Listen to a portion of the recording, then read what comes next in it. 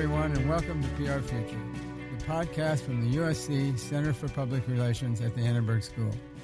After a brief hiatus, we're back with a lot of interesting episodes about every aspect of the world of public relations. Today, we're talking to David Michaelson, who is a longtime researcher in the public relations field. He is a fellow at our center, and we're going to talk about two recent studies we've done related to the growing importance of internal communications. One we did with Zeno, the agency of Staffbase, which is an internal communications software company. The other was with the International Association of Business Communicators, IABC, about internal communications as well. And I'd like you to start with the one for Staffbase and talk a little bit about what we did from a research perspective. What were we looking at and who did we talk to? Well, this was a two-part study. The first part of the study was 20 in-depth interviews with CCOs from some of the largest companies in the United States, where we talked about how they looked at internal communications and the challenges they were facing going forward in the current work environment. That was supplemented with an online survey of over 1,000 employees of large U.S. companies, in this case 5,000 or more employees. And what we were looking at was how internal communications affected them in terms of their job satisfaction, in terms of their willingness to stay with the companies, how they get information, their sources of information, to get a comprehensive understanding of the impact of internal communications in large organizations. Based on that, on the survey itself, what were the major findings of the survey?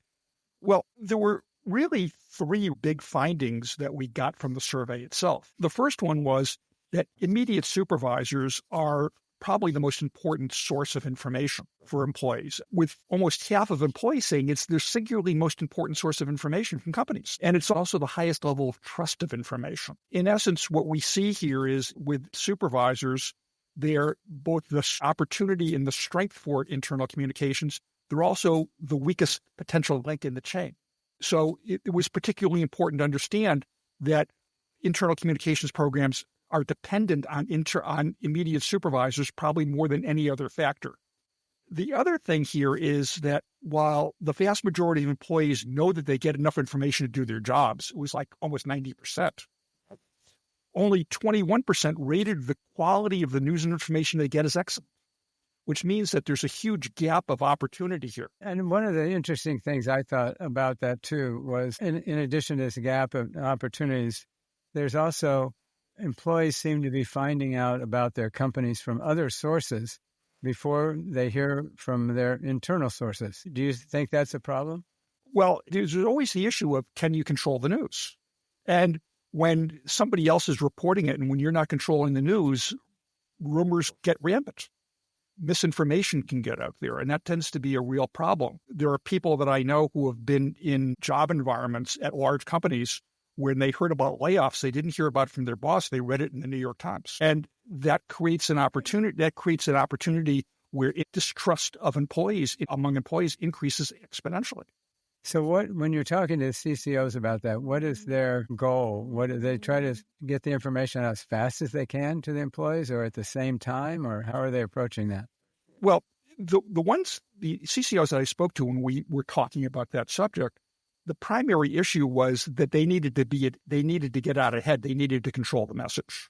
The idea was that you don't wait to get the message. You don't wait until you respond to the message. You make sure that people hear the message so that you're controlling the message. They had to get it out first. And that became a challenge because they're not always in control of the communications line in corporations. Oftentimes leaks occur, and that's what makes it very difficult for them. But it was kind of interesting to see that the CCOs were putting their employees at the top of the list of their priority audiences in these cases. Well, what was interesting about it is when we start thinking of CCOs, obviously it's a very broad, very large remit that they have. So they're dealing with marketing, they're dealing with corporate affairs, they're dealing with government relations issues, they're dealing with investor relations. And when I talked to them about how they spent their time, what came up, and this did surprise me, is that it was commonly said that they spent almost half their time on internal communications And that time has increased significantly over the past few years. And did they give any reasons? I think COVID would seem like to be one of those. And then maybe this hybrid environment that many companies are working in. Those are both got to be factors. Well, my sense is that was probably exactly what was driving it. And a lot of it, people did talk about it because you're dealing with a lot of increased challenges that we hadn't thought of before. How do people get information when they're working at home? What happens when you no longer have the water cooler to share information? What happens when the boss can't walk down the hallway and stop in your office or cubicle and ask you questions? So what you're dealing with here is how do we actually start changing that role so that we can actually find that internal communications is actually communicating what the company is about, is conveying information in a timely and reliable manner, is that people understand what the objectives of the company are. So you have challenges here which are both functional and also on very large scale macro questions. And the macro questions that are actually coming up are, do people understand the culture of the company? Do people understand the objectives of what the company is trying to achieve? Though further people, and what a lot of the CCOs were talking about was the challenge of how to maintain that continuity of understanding that this is a single company where everybody shares these values. And that was one of the topics that became one of the challenges that they were dealing with on a daily basis. And I thought it was interesting that communications ranks pretty high on the list of things people think about when they're deciding whether to take another job or stay at their current job. Well, it turned out to be that when we looked at among the number of people who are looking to leave their jobs, and it's not a huge number, it's in the normal range of 10, 15% of people who are looking to change their jobs on an annual basis. This was the number 4 ranked issue. Now, I say number 4, and that doesn't sound like it's high in a priority, but if you look at the other reasons, this becomes very significant because the top 3 reasons are the ones that you would expect. I want more money. I want a promotion. I want to try something new. Typical reasons why. But now we're suddenly seeing that communications here, which is going to be talking about the values of the company, information of how you do your job, and all those other things, suddenly has increased in its importance as the reason why people are unhappy in their current positions. And do you think that's a change over the past decade? My sense is it is a change, and I think it is driven by some generational changes. Some of it is driven by what happened with the pandemic. But let's talk about the generational changes first, because the generational changes, I think, may be a key factor here. I think if we look at Gen Z, we look at Gen Y, they're looking to be a lot more informed than I think people who are coming out of our generation, coming out of baby boomer generation. I think we were much more accepting of the corporate structure and hierarchy and didn't expect to be given being part of the inner circle. We're seeing here is that younger people are oftentimes very, very attuned to wanting to understand the values of the company. They're very concerned with corporate values. They're very concerned with what the company is doing externally. They're very concerned with companies doing the right thing. And my sense is that may drive a lot of this. How does technology impact that? Staff-based obviously is a tech company that's providing this technology, but how do you see technology improving internal communications or expanding it? Well, I think the simple idea is that you have to reach people where they are. And that if we look at generationally how things have changed, using cell phones, using apps, using podcasts, using other types of techniques other than the traditional corporate newsletter. And this oftentimes came up with the CCOs. They talked about it extensively, which is that we have got to change the process of how we speak to our employees. And how we speak to our employees is not just the words that we're using, reaching them where they are when they need and want the information. And that is where the technology becomes a core part of this. You concluded based on this that internal communications has gone beyond where it used to be, and now it's moved into being a strategic business tool. What do you mean by that? Well, a strategic business tool, in this case, is essential that employees understand the values and the culture of their company. It's what makes a company distinct, what makes a company unique. That employees as the first line of talking to customers, the first line of product creation, product development, the first line of how service is being delivered is critical. And if these employees do not understand that, the business is not going to be as strong as it possibly could be. And that's the reason when we start thinking of internal communications, it's no longer talking about what's for lunch in the cafeteria or what your benefits program is. It is about understanding these values so that you can be a more effective competitive edge in the marketplace. And that's where internal communications begins to play that absolutely essential role. And I think that's one of the key reasons that why CCOs were increasing their level of why they say it was so important. And that's a good transition into our second survey, which was actually a survey of internal communicators, people working inside companies. And we were asking them specifically about their role in the transition to hybrid workforces. What was the methodology on that survey?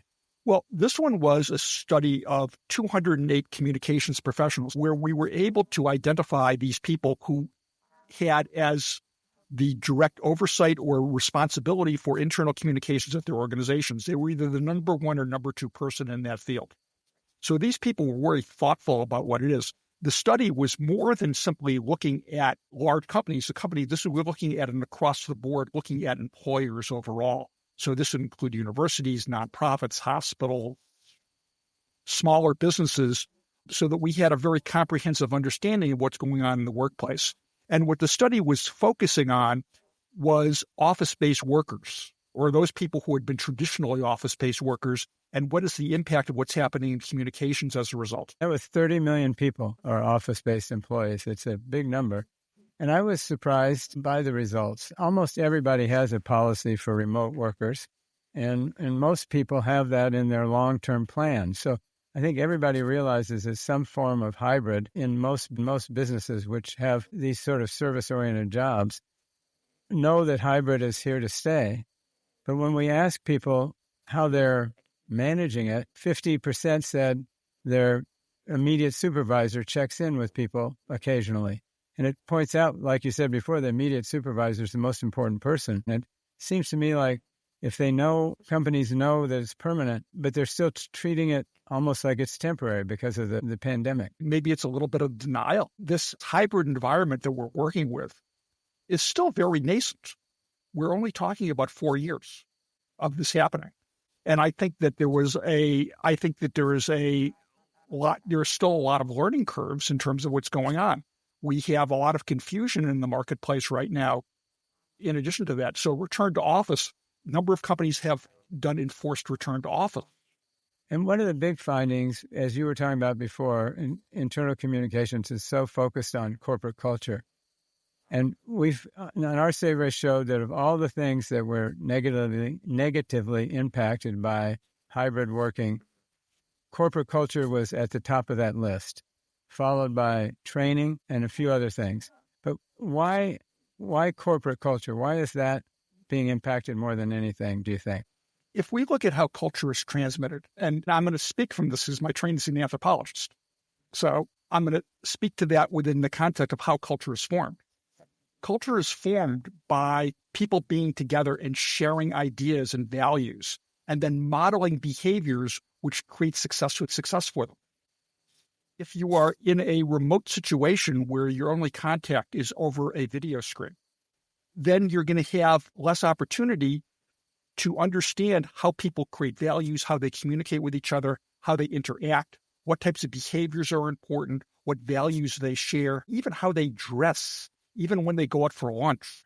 If your company doesn't have a distinct culture, doesn't have distinct values, doesn't have a distinct way of behaving and how it interacts with its customers, then you're not differentiating yourself from your competitors. You're not creating a reason why you should prefer one company over another if you're buying a product or a service. And that culture becomes a defining moment, which translates into what is the brand? What am I buying? What are the values that I'm buying? What is this company selling? And if you can't be together in an office environment, it becomes much more difficult to achieve that. Interestingly, the next thing, which is not a surprise, was training and mentoring is a challenge when people are not in the office. And then the third was maintaining positive morale. When we looked at the study, one of the findings that came up was morale. How was morale at your company? And it turned out to be that morale, in most cases, was actually pretty good, where people were reporting that they felt morale was good at the company. At the same time, we also saw just the opposite occurring with culture. Is culture getting better or getting worse? And they were much more likely to say it was getting worse. That seems like a conflict of information, and I think that had us perplexed for quite a while. But what happened is that you had a lot of very happy workers because they were able to be at home and not have to commute to the office. They were able to do personal tasks during the daytime. They were able to work more independently. They felt that they were being more productive. In fact, there's some evidence with other studies that productivity did increase. But at the same time, because they were not in the office, because they were not working together, the issue of culture tended to diminish at the same time. So where you had very happy workers, you were losing the culture that defined your company.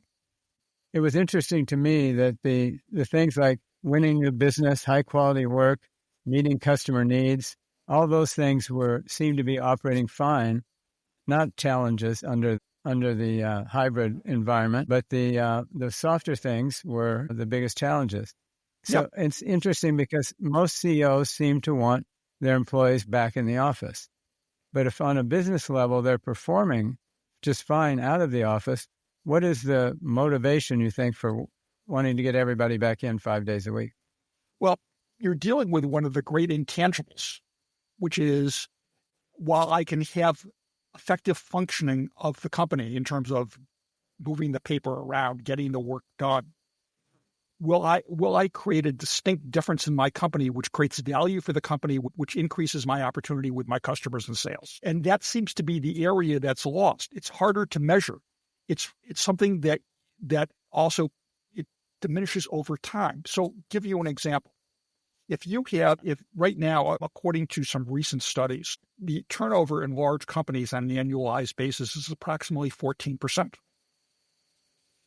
If we look at turnover and we look at that cumulatively over a 4, 5, or 6 or 7 year period, and you have a large number of remote workers, people are not going to have the exposure they have to create the uniqueness and distinction and culture of that company. And that seems to be one of the biggest challenges that I think CEOs are concerned with, which is how do I make sure that my company maintains its position in the marketplace, that we become a leader in terms of what it is, that we are setting the agenda for the category that we're in.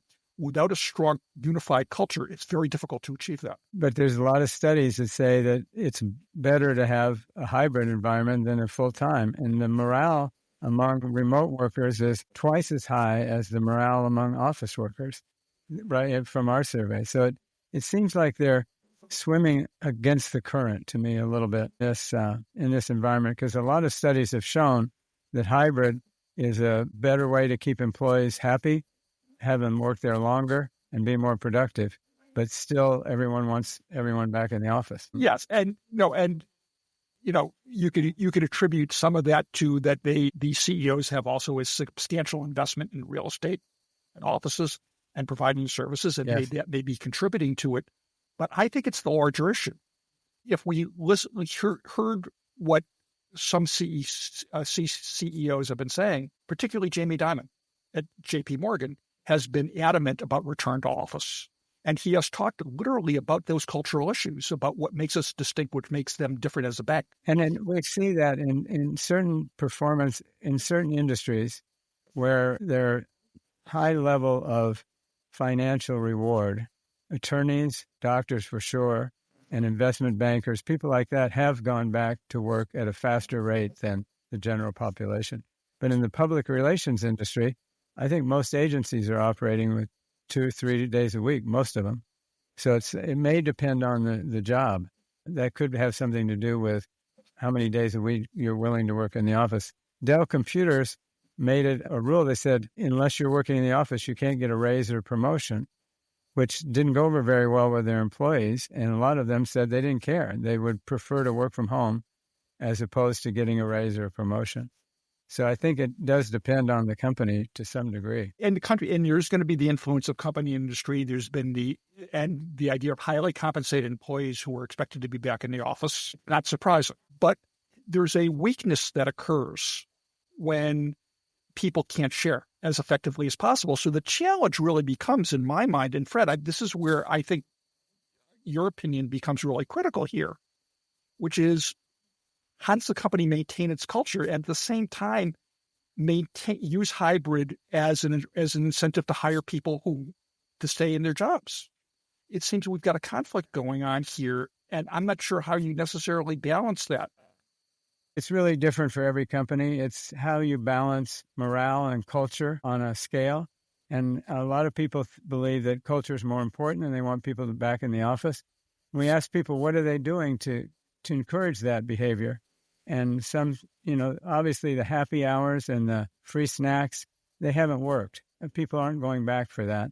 But they seem to be responding to this idea of relationships with their bosses and their coworkers are important to them.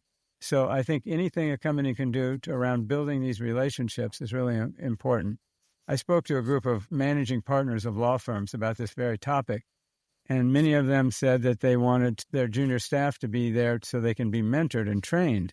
But in fact, they didn't want to go to the office. The senior people didn't want to go to the office. So the idea that the junior people are going to go and they're not becomes contradictory. So I think if the first step in getting people back to the office is be in the office yourself and have the senior team there, then people are more likely to come in because they have those relationships that are very important to them. I think it's going to take time to get to that point, and a lot of companies don't feel it's necessary. I don't think hybrid is ever going away, but I think that it's how do we find a way to manage it and still achieve the kind of success in business that we're looking for. And it's interesting that you talk about supervisors or senior people being back in the office, because going back to JP Morgan again, not all employees were ordered to be back into the office. JB Diamond said had to be back in the office 5 days a week. We're managing directors and above. And I think that gets to the point of immediate supervisor that we talked about earlier. Yeah, that's one way to go about it. But I think internal communications people, the surveys show that their job has become way more important because of COVID and now hybrid. It's become way more challenging. Some companies are increasing their internal communications functions, and they're spending more time with senior management because these are really important issues. So I think it has been good for the internal communications team. They've got more respect and more recognition. But it was interesting to me that they mentioned that there's more conflict. And I think sometimes they feel like they're in the middle of this conversation with management and employees about coming back to work. And they're sort of on both sides of it and have to communicate the policies. Sometimes the policies have changed 3 or 4 times over the course of the past couple of years. So it is a challenging situation to keep everybody happy in this environment. And they also said that, and you remember this, that the issues that they're dealing with are mainly about workload, promotions, and salaries. And I think that there's a perception that people who work at home are doing the laundry and going to the grocery, and there's a perception that they shouldn't be promoted and they shouldn't get raises. But I think the opposite is true. They're often working harder or longer hours on their actual work than the people in the office, which I think that's a morale problem on both sides because there's a certain sense of entitlement associated with it. Well, it's also thinking about the role of the internal communications person. This goes back in a broader question of what is the role of communications and where does communications fit within the corporate hierarchy? There's always been the issue of communications people always saying, I want or I need a seat at the table. And I think that when we start thinking about the role of internal communications people and what's going on here and the importance of what it is, they deserve that seat because they're going to be the ones who maintain that culture going forward, who address the issues of clients, who are working towards how to keep morale going, of employees being one of their most important and critical audiences. I presented this to the IABC at their national convention, and that was the first thing I told them. I said, take advantage of this situation. Take the leadership in redefining how you communicate internally in the future and try some new things. Create opportunities to connect people and build relationships in new and different ways. Increase access to senior management. One of the things I suggested is we use Zoom and Teams during COVID very effectively. Why not have people have one-on-one conversations with the CEO over Zoom or over Teams and offer them that access even if they're working remotely, and use the technology that we've grown accustomed to to open up new access to people to help them understand the corporate culture. There are opportunities here to do this differently. And I think that is really where you're getting at the most important thing, which is how do we reimagine the best way to communicate in a hybrid environment, knowing that it's not changing. Technology is certainly part of that. You can do a lot with technology, whether it's a communications technology or even Spotify. Some companies I've seen are giving Spotify to all their employees, and they're using Spotify as a way to talk to one another around music. So there are new and different ways to create corporate culture besides having everybody come back to the office 5 days a week. But it's going to be interesting to see how this all pans out. It's a new day in terms of where people are working, and I think that a lot of companies are going to find that if they don't adapt to this new day, they're going to have a tough time getting the best talent to work for them. And that's where I think the challenges are particularly strong, because a strong culture also builds loyal employees and maintains employees and attracts employees. At the same time, employees want that flexibility. If we can find a way to build the balance, American business is going to be stronger, but we are still searching for that equation, how to balance the equation. Going back to the other survey we talked about, did any of the CCOs you talked to have a solution or any ideas about how this was going to manage? It seems like everybody's trying to figure it out. That seemed to be pretty much what it was. I mean, one of it is that they're increasing their internal communication staff. Has been something that was commonly reported, that the staffs of internal comms were substantially higher than they were before the pandemic. They are searching for the technology. There was a lot of debates about customization. The idea here is and as an opportunity, how do we use technology to speak to individual employees, because we're not speaking to them as much in a group, but speaking to them individually and using technology to customize communications toward them. That was one of the topics that came up, but they're struggling. They can't reach everybody in the way they traditionally would, and this is still a learning curve for them. You've been in the agency world most of your career.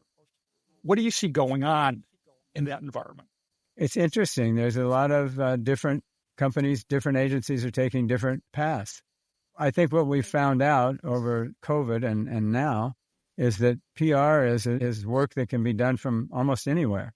And that's a good thing. It gives us a lot of flexibility. Many offices during COVID hired people in all different markets. So that instead of just fishing in this one pond where they live, they could hire people from all over the globe to work for them.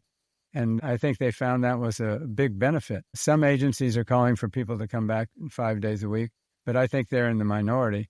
Golin is working at 2 days a week. I think most of the IPG agencies are. And I think most are hovering around 2 or 3 days a week. And we've moved in several markets to smaller workspaces because we don't have the same population sitting at their desk all the time. And we've started doing hoteling and things like that because people are coming in on different days. So I think if you're flexible enough as an employer, as an agency, you can attract really talented people, and they don't have to be living right there in your market. And I think it's a big benefit, but you've got to be flexible and have the programs in place to make people feel like they're part of something and not just a hired hand. And that's the challenge. I think we're facing that same kind of challenge that everybody else is. But I think for communicators, it's just as easy to do your job from home and get the same results as you would in the office. Is there something special about agency culture, though? I mean, I've worked in a number of agencies over my career, and it was a completely different feel every single time I was in an agency that I worked, regardless of which one I was at. That's definitely true. Every agency has a different culture, and you don't know that until you experience it. And at Golin, we have always felt our culture was our secret power, started by Al Golin 60-something years ago. And we always relied on that to hire people, to keep people, to win clients. Our culture was always a powerful force. So we're doing everything we can at the company to maintain that sense of belonging and that sense of family and that sense of humanity that we've had for so many years. But it's not as easy as it used to be. I used to manage by walking around and seeing people. And that doesn't work except 1 or 2 days a week now. It's a lot of Zoom and Teams, and it requires a different kind of skill set to keep people motivated and engaged when you're not seeing them face to face. But I think we've done a pretty good job of it. Is anything special that Golin has done that may be lessons for other organizations? One thing Matt Neal has done since he's been the CEO is he has town hall meetings on a monthly basis with all of the staff from around the world. And he answers questions. He tells everybody what the financials are, what clients we're winning, what clients we're losing. So there's actually more information being provided to everyone than ever before. But he's very good at using those tools to communicate. And I think he's doing a great job with that. And that's just one way that you can help solve that problem. It's just by being present on a regular basis and letting people engage with you on any topic. Openness. You're talking about openness. It Yes. used to be for many years, junior employees didn't really know what was going on in the business, certainly didn't know the financials. How important is that as part of this process of creating increased openness as part of building this strong organization? I think it's critically important. If people don't know your objectives and how well you're doing, they're not going to be as engaged as they should be. And Golin Matt shares the financials with people every month, and they all have a yardstick to measure how we're performing, and they know what they need to do. And I think that makes them feel more part of our success if they know exactly what's happening. It's a critical factor. And I think openness extends beyond the financials, just being upfront about what's happening with the business, what's happening with the people, what's happening with the competition. I think that goes a long way. And I think everybody should try to do that. But it doesn't come naturally. A lot of times people are afraid to share their problems. They're happy to talk about their successes, but they don't share their problems. But I think if you're going to talk about what's happening that's good, you have to also talk about what's happening that isn't so good. I've had another interesting thought about culture. I was at our board meeting this past week, and one of our board members worked at Hill & Knowlton and is now part of Burson. And Harold Burson always was like Al Golin and Dan Edelman. They were the founders of these companies, and I think the guiding light for everyone. And none of them are alive anymore. And he said that everything was going well with their merger. The biggest thing that was surprised them is none of the employees, when they renamed the company Burson, because it was called BCW, no one in the company knew who Burson was. So that part of their culture had evaporated once they changed the name. They didn't know that Harold Burson was the founder or anything about Harold. So now they've gone back and created a legacy campaign to inform people about Harold so they'll understand why the company's named Burson.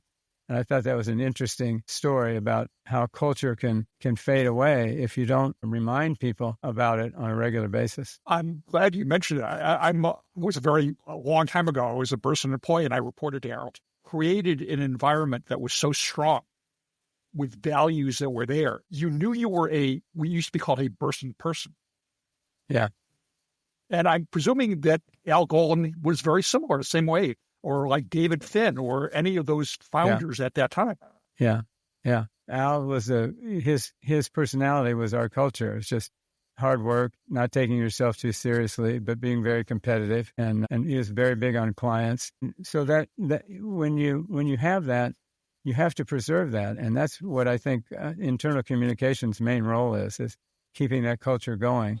But it's interesting when you change the name to the founder and nobody knows who he is. That's a statement about our times, I think. One of the key reasons how culture is transmitted is orally, using folklore. I mean, this is in the study of cultures in terms of it's always been about folklore is critical in understanding that. It's the issue of telling stories. And if people don't know the stories of how these agencies came to be, then we've lost something. Well, and the storytellers, like Al Golin, would always tell the story. He's told it 1,000,000 times about how he made a cold call to Ray Kroc, who had 15 McDonald's restaurants, and said, I think you need a PR firm.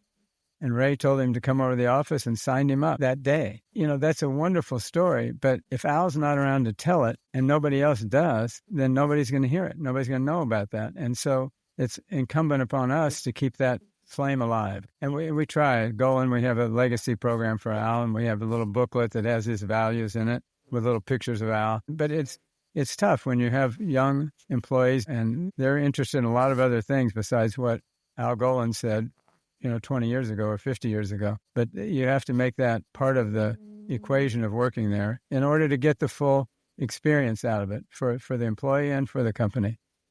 Thank you for tuning into PR Future, a student production of the USC Annenberg Center for Public Relations.